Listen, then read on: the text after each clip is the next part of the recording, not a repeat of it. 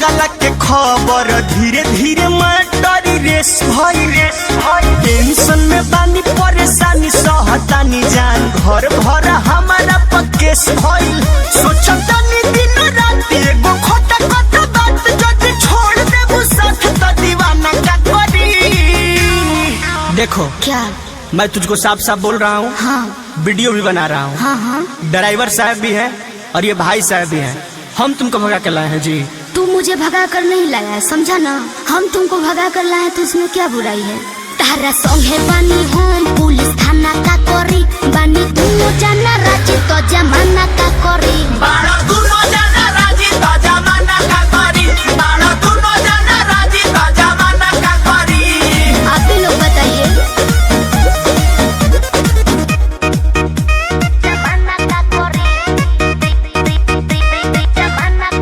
Music by Arya Sharma.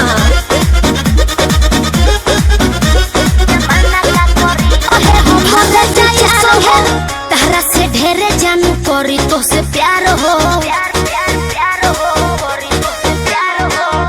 कुल ही गलती हम ही जाना कइले बानी। इहे बोले मला गलबा तू ना हम तोहरा के भगइनी कीड नई पिन के कोले मला गलबा। इधर इला के बाद हमर तू ही दिहला टूट जाई बड़े हाथ दवा खाना का करी। कुकुर नियन जो तड़सा देखो तो तुम्हारे घर वाला मेरे पे केस कर रहा है। तो आप क्यों टेंशन ले रहे हैं, हम लोग भी उल्टा केस कर देंगे, समझे ना।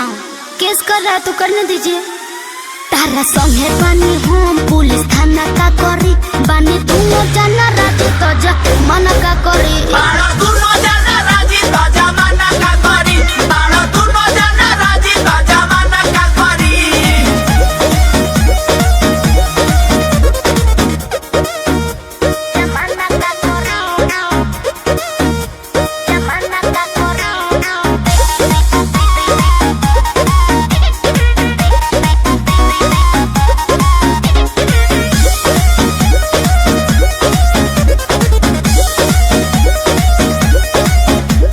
तोहरे संगे रह करब तोहरे से बियाह हो।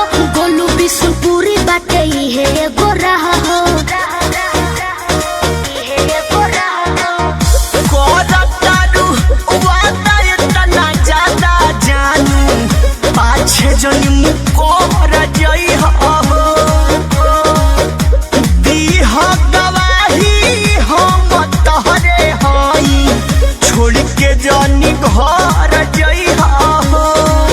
जब साथ जाई छुट्टी सभे लोग मजा लुटी संगे रहबू तो दुनिया के तना का करी। देखो फिर से बोल रहा हूँ, अगर घर चलना है तो यहाँ से रिटर्न और सीधा घर।